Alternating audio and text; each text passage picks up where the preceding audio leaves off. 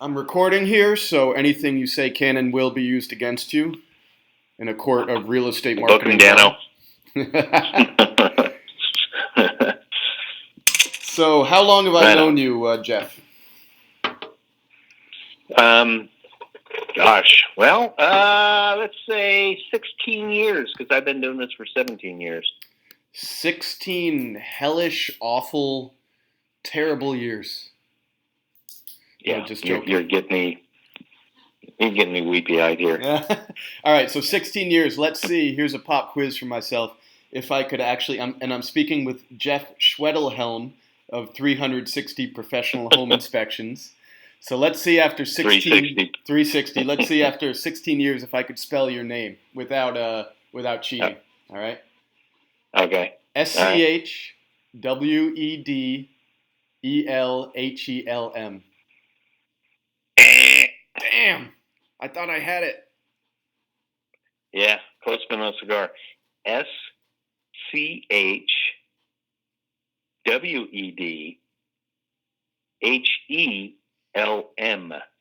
Oh, there you go. So the PFH You is got it, silent, Pong. huh? Yeah. Nice, man. Well, Jeff, yeah, we've known each other a long time. Back in Cali, you were when I was in real estate a million years ago, you were the go-to guy and the best damn home inspector around, and you're still killing it. So tell me a little, if you Oh, would thank you. like, about your background as a home inspector. So background. I actually started life in aviation. I have a degree in aeronautics. Worked for United. I was a commercial pilot, flight instructor. Gave up the glory of aviation for the glory of Silicon Valley. Did this whole Silicon Valley thing and the semiconductor processing equipment world, and then got the lead handshake in, I guess it was 2001. And yeah, I was jobless. So I pretty much had this habit called eating, and I had to find a job. So since the airlines were busted at that time, and the airlines and Silicon Valley was, it was going bankrupt, but homes were popping up like mushrooms. So I said, hey, you know what? I'm going to do this home inspection thing. So I bought a home inspection franchise. Mm. The rest is history. So let me get this straight. You were in aeronautics and had a commercial pilot's license, and you gave that up to crawl under muddy crawl spaces with spiders and snakes and nasty shit. I actually say that back to myself every day I go to work. I bet, my God. When I'm crawling through the muck, I'm going, man, I could be sitting at 35,000 feet cruising, looking at my stock portfolio. But instead, no, I went for the people. I went to help people, so I feel good about myself. Oh my God, you shouldn't. That's terrible. Yeah, I know. Why the hell aren't you? Have you? I mean, I know you think about it, but do you ever want to get back into it, or do you fly recreationally, or? No, they would have to pay me a boat ton of money, and no, it's no, things happen for a reason, and that's where I'm at. I mean, I think I made the best decision for me, Yeah. and it's all good. Well, there's definitely, like we talked about, there's definitely, I know you work, under crazy conditions, but there's longevity to what you do. And I know the market, you've seen, the craziest days of the market crash and then the hottest days where you probably couldn't even answer your phone fast enough. So at least there's consistency and longevity to real estate.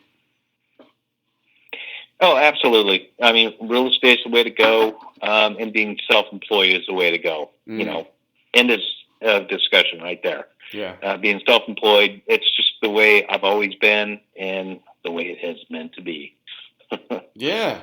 Well, that technical background, I'm sure, served you really well. And so the franchise that you originally purchased was Pillar to Post, correct? Correctamundo. Mm. Nice. And so how long did you work with Pillar to Post? So I think it was probably 2000, about 6 years, and then I sold the franchise, and then I created 360 professional home inspections. So does it irk you when people say, "Hey, I'm going to change my life and do a full 360"? I don't hear that often in the circles I hang out with, quite honestly. Yeah, no one's trying they to. say, if I did a 720, it might catch my attention, but not a 360. No. Oh man. So when we spoke, we started by trying to spell your name after 16 years, and I still effed it up. So let me ask you, what are some of the gems Yeah. you hear as people try to say it? And does anyone ever get a check to you correct on the first try? No. So just so you know, I offer a free inspection if you can pronounce my last name correctly. No kidding, huh? But guess what? Yeah. After this, nah, that offer is null and void. That's going out the window, huh? Oh yeah, But, I mean, I know there's a lot of consonants together, and that throws people, but it's a 2-syllable Schwedhelm. I got it. A nice Irish name. Nice Irish name. It's really simple once you get used to it. Mm-hmm. Well, yeah, after this, you'll be famous, and there'll be millions or 3 people listening to this podcast. So the offer still might be valid. It's all good. Don't get my hopes up. Well, tell me a little bit about, as your transition from aviation to home inspection, about the training, education, certification, all that noise that goes into being a home inspector, because it's definitely a lot more than people see on the surface, huh? Right. So that's a great question. So I'm only speaking for the wonderful state of California. Believe it or not, California, there is no license requirement, no certification requirement. I mean, if you can fog a mirror, you can call yourself a home inspector. That's the way it is in California. I didn't know that. That is frightening. Yeah. Yeah, it's crazy. And you'll see a lot of home inspectors say, certified so-and-such, certified this, certified that, or even licensed this or that. There is no such thing. Okay? Wow. So it's, buyer beware. But, with regard to the training and such, when I did have some training when I first bought the franchise, but boy, 2 weeks. Bottom line is, it's on the job training, whether you like it or not. I practice continuous improvement. Literally every inspection I do, I try to gain something, learn something, because there's just so much that a home inspector needs to know. But there are, like ASHI, American Society of Home Inspectors, CREA, California Real Estate Inspector Associations, INTERNACHI. There's different associations that people join up to, but and have certain standards. But it's a really low bar, what is required for a home inspection. But yeah, there's no licensing, so buyer beware. Yeah, you need to look for somebody with experience who's been in the business, because it's the Wild West out here. Wow, that's crazy. Yeah. So what is it, aside from that most people don't know about home inspections? That's definitely a revelation, but what do most consumers or even realtors get wrong about home inspections? Yeah, another great question is, to be a good home inspector, particularly, in areas that have full spectrum of homes. I inspect homes that are 100 years old. I inspect brand new construction. You need to know everything about everything. Yeah. Okay. So even though, the home inspector, it's not a code compliance check, but you still need to know code. So you have to know what were the standards, 100 years ago, and what are the standards today. Okay. To be able to offer, were things done correctly to the home? Were the changes and modifications up to code? So you really need to know everything about everything from plumbing to electrical, framing, roof, heat and air, you name it. You really have to know the full spectrum, 100 plus years to be, to have a full spectrum of knowledge. Seriously, out in Sacramento, 100-year-old home. I've done 100-year-old homes and brand new.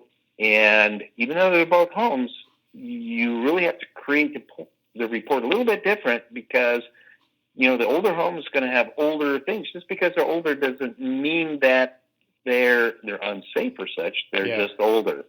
Well, yeah, I know. And I actually learned a lot, when over my, lucrative career, when I sold 4 homes over 10 years, I actually used you for home inspections and learned a lot just by walking through. And like you said, some of these, you're in Midtown or even downtown, or you get some of these homes 100 years old and there's knob and tube electrical and the plumbing. And I mean, everything is so different, right? Right, yeah. And you have to understand, well, just because it's old doesn't mean it's bad or wrong or whatever. Yeah. And also, so what I do and what is recommended by California is to follow the standards of practice of ASHI, American Society of Home Inspectors. And within those standards, it essentially says you need to inspect these and you don't inspect these other components. So, when you see your home inspector running around, there's things called what I would call compulsories. So not only are we just looking for things that are wrong or require, attention, we also have to mark, okay, you have vinyl windows, wood floors, plaster walls, plaster ceilings, composite roof. There's all these compulsories that have to be complied with. So there's a lot going on in the report that the home inspector has to note. So a lot of people don't realize that. Yeah, and I do. One of the great things of working with you is not only the personal interaction, where no joke, where you explain things so thoroughly and clearly, and you really take your time, but also the reports. Because everything was written out so nice and direct and clear, so the consumer, the home buyer, the realtor could understand, but also visually with the photos. So that was great. One thing, absolutely. So that's your little commercial. What's that? That's your little commercial for you there for your services. Oh. I have warm fuzzies. But one thing you mentioned was. Older homes doesn't mean it's bad, and conversely, new homes. I see a lot of people fall in love with the idea of a new home, right? And can you talk a little bit about some of the hot messes you've seen from a construction standpoint with new homes? Yes, new homes. Yeah, very interesting. So again, an experienced home inspector's gonna look at the home, and each period of, say, like the 90s, the 2000s, 2010s, and current, like new, each have their own kind of character and things you look for. With newer homes, there's the good and the bad. And this is what I tell people. The good is the energy efficiency that these homes have. Title 24 is a regulation that all builders are required to adhere to for, energy efficiency. It's going to save you money. So the homes today built new have many more safety features like sprinklers, arc fault circuit interrupt receptacles, which are fire protection, sprinklers, fire sprinklers, a lot of safety issues, carbon monoxide and such. Those are great items for home. What I see now is, are like with appliances, water heaters, air conditioning, furnaces. You're lucky now to get 10 years out of them. Wow. Back in the old days, I can look at older homes and I'll see a 50-year-old furnace that's just chugging right along perfectly fine. Yeah. You won't see that again. So the life expectancy of these newer appliances are just horrible. So take that into consideration. Yeah, they almost manufacture them cheaply, knowing that they're going to fail at a certain time, right? So whether it's your home inspection or the home warranty, you have to make sure you're covered. Right, designed obsolescence. It's seriously. And again, I've seen water heaters that belong in a museum, not in a house. I mean, 50 years old, they're still going. Yeah. On an older home nowadays, like I said, you're lucky to get 10 years out of a water heater. Yeah, I mean, I'm from Connecticut, right, which is obviously a cold weather state, and they do things differently with heat and air. But you have these ancient furnaces. Some of them, I don't know how many years old, but from the 30s or 40s or something. And when they go, eventually, they don't even know how they got them into the house. Like they have to disassemble they built the them. House around the right. Yeah, right. Pretty much. But they worked for 5 homeowners worth of the eras. So. Speaking of, not to knock new home builders, but people, fall in love with them. So how do builders, do you see sometimes the shady builders or the ones that aren't of the highest value, how do you see them cut corners, or what sort of shortcuts do they take that come back to bite the home buyers? Right. Yeah. And this is typical with new construction or homes that have been flipped. Out of sight, out of mind. Mm-hmm. So when you walk into a brand new home, I mean, they're beautiful. You can't deny it.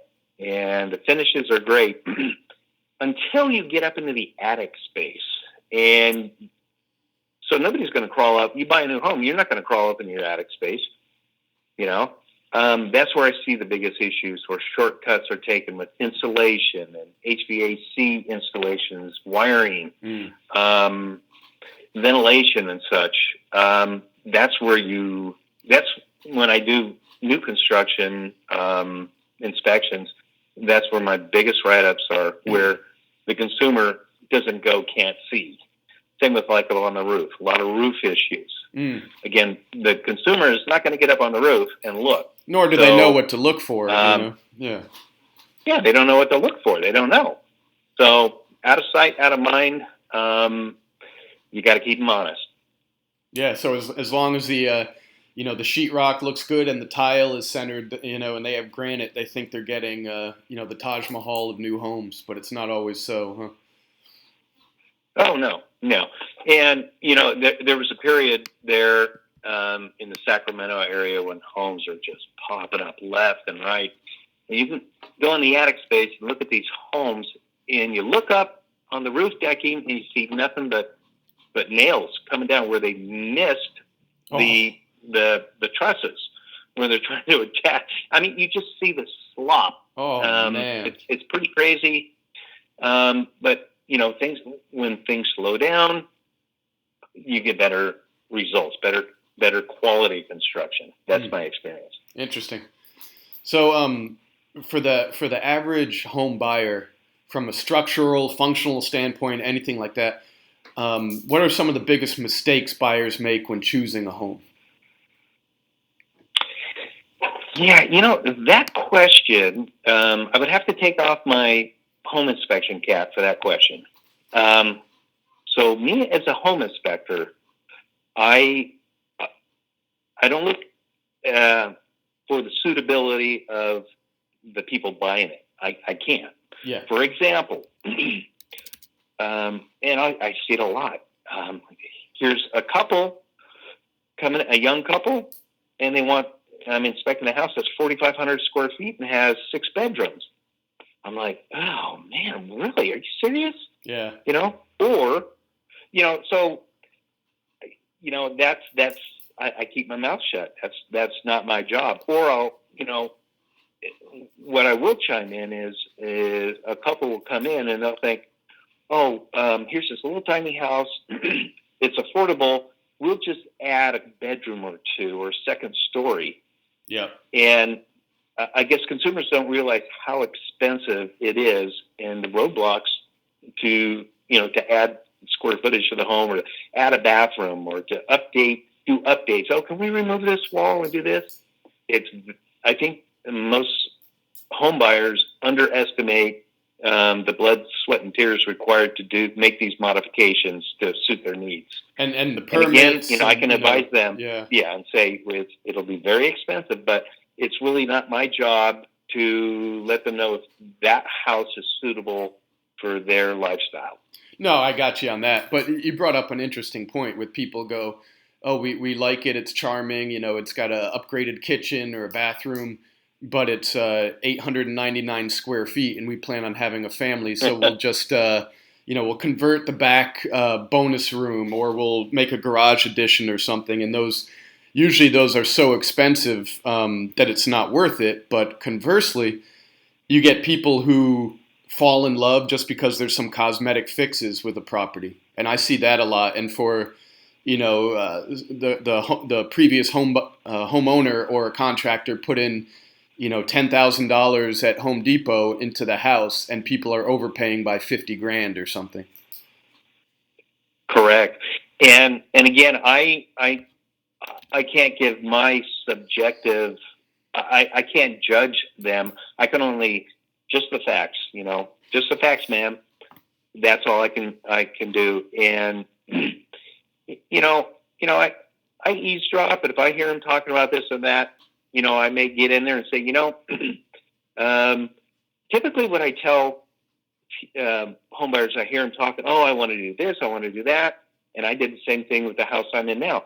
I always tell people, don't do anything for 6 months because your priorities are going to change. Mm. You have all these grand ideas. Just live in the house for 6 months, and I guarantee you those priorities are going to change. So that's food for thought. Yeah, that's good advice. When I bought my first house, you were the inspector, 4201 Avila Lane. Do you remember that one? Oh, yeah. Norm, I don't remember what I had for breakfast, but go on. Well, it was with Coop, and it was on a cul-de-sac there in Arden, almost Carmichael, but it was a little 2-1. You'll remember it because it had a big 900 square foot detached garage that the guy was some sort of mechanical engineer or something, and he was a hoarder, so it's filled with every tool from the 1900s on. But it was a cool place. But to your point, this was my first home. I closed. In my mind, on the first weekend, I was going to refinish the floors, paint the whole thing, redo the kitchen something, and add new lighting within 2 days. And of course, I got nothing done, and that took 2 years to do, basically. But yeah, I know it's. So one thing, I know you can't speak subjectively, but let's talk about tangible things. When you have so many home buyers that you work with, what's one thing that people get really nervous about that maybe they shouldn't? And also conversely, one thing that, they're not even thinking about or not worried about, like you said, out of mind, that they probably should be worried about. Yeah. Let me see. Do people start freaking out about, oh my God, this outlet cover is cracked, right? So so one thing that buyers get really nervous about that they shouldn't. So anytime I use the term foundation, there's something with the foundation, people just turn ashy white. Just, oh my God, the mouth opens up. Oh no, foundation. Okay. My experience, anytime I have foundation issues, the vast majority of the foundation repairs are relatively cheap. Okay. So just the term, oh, there's a foundation, because people think, oh, the foundation is okay. Well, most foundations, in my experience, are relatively inexpensive, easy repairs. So a lot of buyers just freak out on that. Okay. So talk to your home inspectors. Does that mean, do we need a full new, they take it to the extreme, like, oh, the house is going to collapse. No, you need a few piers and posts that have rotted, and you just need them redone. $500, boom, problem solved. Got it. So, and that instantly comes to mind. Issues where, in my opinion, people don't um, uh, don't get excited and maybe should are some of the more common things. So what I call out on my report when like certain major components, water heater, air conditioning, furnace, when these items or roof are at or exceeded typical life expectancy, I'm telling you, they're going to need replacement. Yeah. Okay. And a lot of people just go, oh, we've got the home warranty. And yeah, the home warranty is a good thing, but it's not a cure-all. Yeah. Okay. And, when these big ticket items like HVAC, you have a 20 to 25-year-old heat pump system, and it's working perfectly fine while I do my inspection. But I tell them, it's exceeded typical life expectancy. They should take warning to that. It's going to be $12,000 to $15,000 to replace that system or the roof. That you have one more season. Do the math. This thing's got one more season before it needs to be replaced. You're looking at a $15,000 to $25,000 replacement. So, and it always happens. These things always go out or fail at the most inconvenient times, like the AC goes out in the middle of the epic heat wave, right? Exactly. So when that component is on its last legs and it's 100 degrees outside, it's just going to give up when it's 100 degrees outside. Not when you're running it and it's 70 degrees outside, when it's 100 degrees outside. The roof is not going to leak in the middle of the summer, even though it's 5 years beyond expected life expectancy. It's going to leak during a winter storm. So that's the way I see that. So when someone's buying a home and you're doing the inspection, there are even seasonal considerations that you're not you don't have a crystal ball, but you're in the middle of summer, the conversation might be a little bit different how you warn them than if it was middle of a rainstorm in the winter, right? Yeah, and I mean it's just human nature. The biggest click is the air conditioning in the summertime. Oh, it's air conditioning in the summertime, blah blah blah. Not about the roof. In the wintertime when it's raining, it's all about the roof and it's all about the heater. So you need to look globally at the full report because the seasons change. We pretty much just have 2 seasons out here. So, read your report, listen to your home inspector because, and it's in writing. You need to plan for the future. Mm.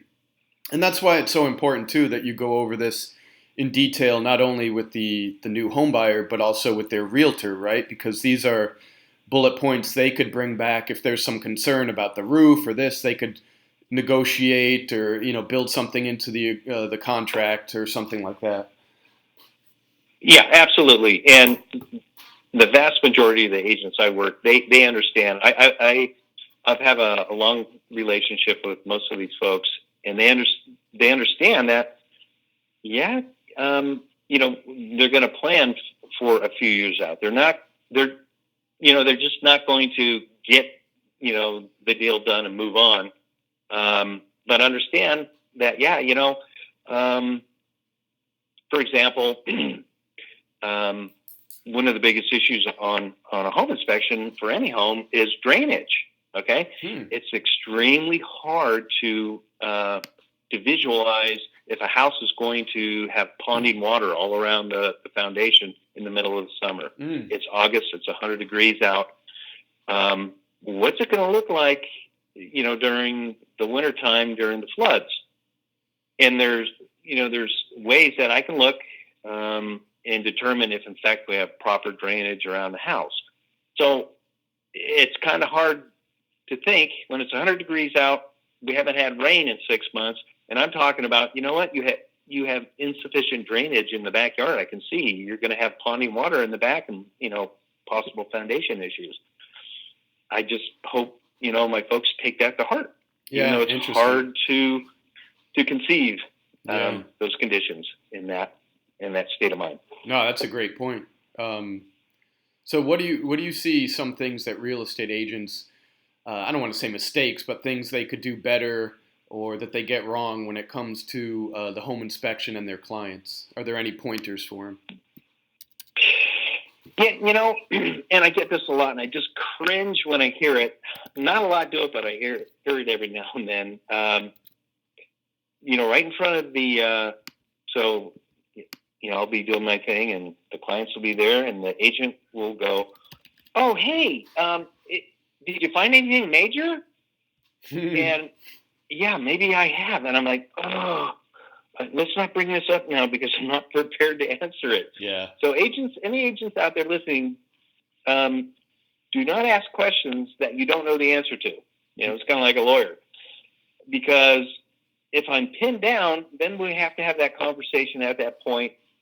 And, I need to think about these things because, I need to find a solution to the problem. And maybe I haven't thought it out yet. So don't cold cock your home inspector with a question that might not be a good answer. Mm-hmm. Okay. Because there's so much with disclosure and liability and fiduciary responsibility. I mean, like you said, one a thoughtless question at the wrong time could mushroom into killing a deal, huh? Right, and spook a buyer. Another thing is when I'm doing my consultation at the end, I'll go through, and if the agent says, "Oh, that's not a problem," that's not a problem. That's no problem. That's not a good thing either, because I'm sorry, we're talking about it because it's an issue that needs to be addressed. I've been doing this for 17 years. Yes, it is a problem. Don't tell your clients it's not a problem when I'm saying, yes, this needs to be addressed sooner than later. That retaining wall and back, if that's not addressed now, it's going to be a big problem, during the next rains, and it falls apart and you have a big problem. Yeah, and real estate agents trying to pretend like they're a general contractor, right? Like, oh no, you could a few $100s, you could fix that. It's like, whoa, you shouldn't be speaking on right. that. Yeah. Yes. At least you can say that, but in private, not in front of me, because unless you know something I don't know, which you may, go, oh, I'm open-minded. Oh, I never thought of that. That's a possibility, but keep some agents should keep those comments private until we see the whole totality of the report, and then we can look at solutions to the issues. Here's one more thing for you, and I get it occasionally, and that's why I kind of keep a low profile with my company. Is I will get agents calling for their buyers, looking for the cheapest home inspectors, to try to save their buyers a couple bucks. Mm. I'm like, oh man, yeah, okay, and I don't argue. I get calls, and this is my price, and I'm right in the middle of the road. I'm at the highest, I'm at the lowest, but don't look for the cheapest home inspectors. And we're not talking about a savings of $10,000 here. We're talking about them trying to save, the cost of 10 Starbucks coffees or something, right? I mean, yeah. Well, this guy's $50 cheaper. Well, okay. Well, you're not turning them any favors. So, what does a typical? Sorry to cut you off, but what is the price point of a typical inspection these days for you? Yeah, so in the Sacramento area, you're looking typically no less than $375, up to $500, depending, on the size of the home. I do pool inspections. I charge extra for sub-area crawl spaces. I don't charge extra. Some inspectors charge extra based on the age of the home.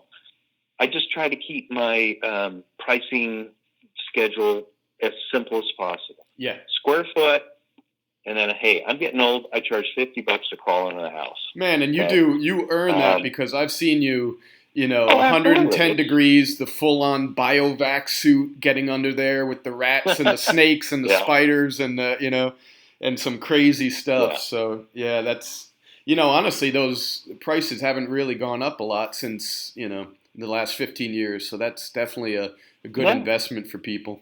Absolutely. All right, now the fun part. Here we go. What are Uh-oh. some of, and Here we go. you could take off your you could take off the filter for this one and just speak. What are some of the No. craziest things you've seen as a home inspector? Just mind-boggling shit. Boy. Um, yeah. Well, let me see. One in particular was just hilarious. This was way back when. um, I open up the attic access, and I hear this hissing. I'm like, what the heck? I turn around, and here's a possum nesting, feeding its little babies in the attic space. Oh. I'm like, oh my, that's the biggest rat I've ever seen. Yeah. So I take a snapshot, there it goes. And it's funny, on that one, I let the buyers know, hey, by the way, there's a big old possum out there living. They're like, oh, okay, that's cool. Yeah. I'm like, really? That thing spooked me. Yeah, a lot of animals, up in attic space, bats, birds, wasp nests. I've seen wasp nest size of beach ball. Yeah, those are not fun if you ever start knocking those around. Oh yeah, no, it's like yeah. In the crawl space, I've seen raw sewage, literally where the toilet flushes and it just lands down in the sub area crawl space. Really nasty. I've had live rats like run across my belly and scream like a schoolgirl, but it's like yikes. Man. I've seen extreme filth in homes, hoarding, really bad stuff. Did you say, Jeff, just to be clear, we have a bad connection. Did you say whoring? You've seen whoring in homes? No, but I've been at homes where that has been connected. Hoarding. Hoarding. There's a D in there. Gotcha. Sorry. Here's one for you. I had to go out on an inspection in the backyard, and there were like 15 Chihuahuas, right? I'm like, all right. So I go out there, and this pack of Chihuahuas attacked me. I was literally attacked. There was like this king Chihuahua went after me. I'm kicking this thing off. The big king came behind, bit me through my jeans, and struck blood on me. I came running back in. Yeah, Chihuahuas and pit bulls. It's like I would actually pay big money to see you attacked by 15 Chihuahuas. That is entertaining. Well, and I have a witness to this. One of Kevin Cooper's agents, Kelly. Yeah. He witnessed it. So. Oh my God, Kelly Pleasant, right? Kelly Pleasant, the man. Uh-huh. He's awesome, man. Good dude. Yeah, I'll actually follow up with him and ask him about that one. Yeah, so it can be pretty scary out there, but boy, you see the worst of humanity. Wow. I bet, man. How about have you gone into homes where there's probably not at the home inspection by that point, but have you seen squatters and a bunch of meth heads camping out in there and all that fun stuff? Oh yeah. I've gone into vacant homes, air quotes, and there's squatters, there's drugs, there's all sorts of stuff. I've had the police come out. I once set off an alarm, and the police and the fire department came out and booked them down. It was So you see it all. I mean, real estate agents, same thing. I'm sure they've seen it all, but yeah, it keeps it interesting. Yeah, definitely. How about from a functional standpoint of the actual house and its systems? How about the most dangerous thing you've seen, or some of the most dangerous? Dangerous. I've had rattlesnakes in basements, and I won't. Thank goodness they have rattles to let you know they're there. There are, and I'm pretty brave or stupid, but crawl spaces by code need to be a certain size to get in when you're crawling underneath, or even going up in an attic space. I've almost been stuck underneath. Almost made the 5 o'clock news because you can't turn around. It's a confinement hazard. I could see that You headline: know, "Home inspector stuck ass up in crawl space. Film at 11." Right? I know. Exactly. I don't want to be that guy, but sometimes I push the envelope. Getting up on roofs when I shouldn't be, if it's too steep a pitch or it's wet or there's, that can be. But you know what? I would say the number one thing which every home has is just removing and installing getting into the electrical panel. Yeah. Knock on wood, I've only lit up one panel. So you pull the dead panel off. It's called a dead panel for a reason. And on some of these older homes, you're trying to get the thing off. And if you contact the hots, that thing will light up. Boom. Whoa. So not getting electrocuted is probably the biggest concern every day I do inspections, not getting zapped. Trying to get in the electrical panel. That's sort of important. Have you ever suffered like a serious injury, or knocking on wood here on my coconut for you? But have you suffered that? No, I haven't. I think the worst thing out in the field, bitten by a wasp. I think that's about it. Wow. Yeah. That's I'm sure it's a little bit of luck, but a lot because you're careful in the preparation and planning. You take the stuff seriously. Yeah. You're focused when you're on the job. You've actually been called, I don't know if you know this, you've been called the LeBron James of home inspections. Oh yeah, I've heard that on the internet. That's the buzz. That's what I hear. Wait a minute, LeBron. Wait, he's with LA now. I don't like that. No. All right, Stephen Curry, Stephen Curry. Stephen Curry. There you go. There you go. So let me ask you this: seeing how things change in the industry and with building and real estate, housing in general. What does the near future of home building look like, 10, 20, 30 years? How are they going to make homes? How are things, what materials, what techniques? Mm-hmm.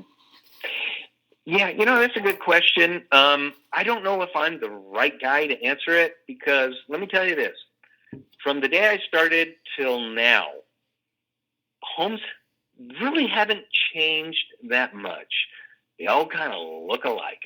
New construction, other than the energy efficiency standards, insulation levels. We're moving away from copper water supply to PEX, which is plastic. But not a whole lot has changed in the 17 years that I've done this. It's actually, when you mention it, it's actually weird how little has changed. You look at cars over the same 20-year span, or music technology, or anything else, and there's been crazy evolution. But with homes, it's other than design, it's pretty stagnant, huh? Right. It's still all stick frame slab. Boom. And now we're seeing, at least in beginning in 2020 in California, all homes are require photovoltaic solar panels. So that kind of stuff. But just the bones of the homes, I haven't seen change at all. Interesting. Zippo. Yeah. Yeah, and all the 3D printing and the green roofs and the shipping containers and that those are anomalies. Those definitely aren't mainstream. Yeah, like the small house craze thing. Tiny houses. Yeah. But we're living in 300 square feet. I don't think that's going to catch on too much. No, that's. Other than when people plant them in their backyard as a granny quarters, because there's definitely the issue of the aging population and the cost and where to put mom and dad when they retire and they get so old. But that's more to solve a problem, not because people want to live in 300 square feet. Right. Yeah, we just put grandma in the back. Yeah, it hasn't changed much. What about, do you think you could build your own home from scratch? In a word, no. No. I could build, Snoopy's doghouse. No, I could tell somebody how to build a home, but physically doing it, I can't nail a, pound a nail straight. Oh, interesting. Yeah. I'm more the engineer type, not the hammer swinging type. Gotcha. Huh, interesting. Yeah, and where are you living now? You're obviously around Sacramento, but you're outside, correct? Yeah, I'm in my walled compound out here in the Gold Country foothills, California. Ah, beautiful, huh? Yeah, yeah, yeah. We got our critters and our chickens, and yeah, it's beautiful out here. Do you have Just some land, a little bit above of the space? fog, below the snow. Yeah, perfect. Do you have a little bit of space, like some acreage or anything?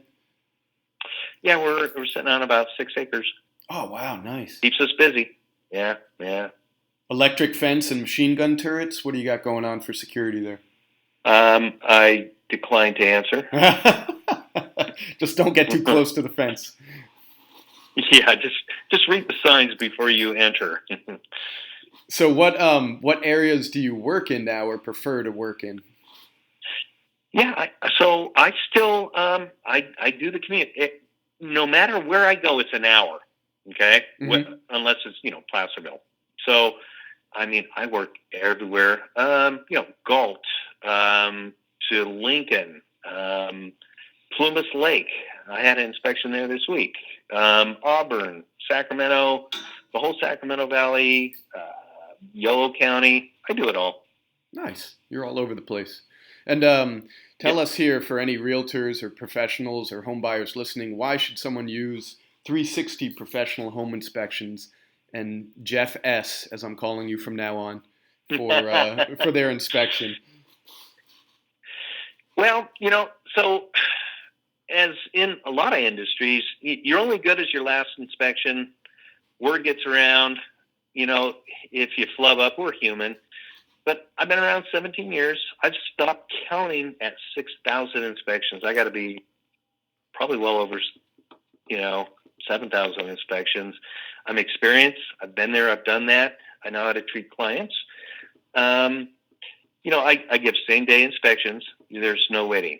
Many times you leave with the inspection on a flash drive. If not, if it's a large house and it takes more time, you will get it that evening.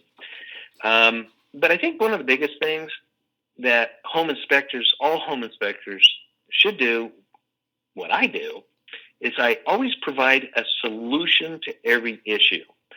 You know, um, fear of the unknown is what scares buyers. If you say, well, you got a leak, and they go, well, what's it causing? What's causing that leak? I don't know. You're going to scare your clients, the buyers. Mm, I give a solution. Very rarely do I not know, or I scratch my head and say, I have no idea what's going on here. yeah. Okay. And I think this is very important for a home inspector, to serve their clients to to have a path to the solution to that fix. Hmm. That's going to give them peace of mind. They're going to understand, oh, okay, that's what it takes. Whether it's good or bad. Yeah, that's a $200 fix, or that's a $5,000 fix. So long as they have that number, that gives them peace of mind to be able to make an educated um, move towards their new home. To understand, okay, this is what we have in front of us. I always provide. I tell all my clients, you can call me anytime, email me anytime. If you have any questions about the report, even after you move in, Mm, just use me as a resource about your home. And if I don't know it, I will look it up and find it out for you. So fantastic. Amazing. a full value company here. And I could definitely speak to that, using you a long time ago, and a lot of realtors I know still use you, and so you do some great work. How should people get in touch with you? What's the best way? Reach out to your phone. Our toll-free number and is 877-360-INSP. That's 360 inspect. What's my number? 877-360-4677. And you'll get a hold of Frances. She will book you, and we'll work around your schedule. I work Saturdays. We'll make it work for you. Perfect. And you still is all your business word of mouth basically? You're still doing a lot of ads on Tinder, or what are you doing these days? You know what? No, yeah, it's all word of mouth. I don't advertise. The Tinder thing didn't work out so You good, know, I stay off the ridge line. I'm trying huh? to think what Tinder is. I'm getting it mixed up with Grinder.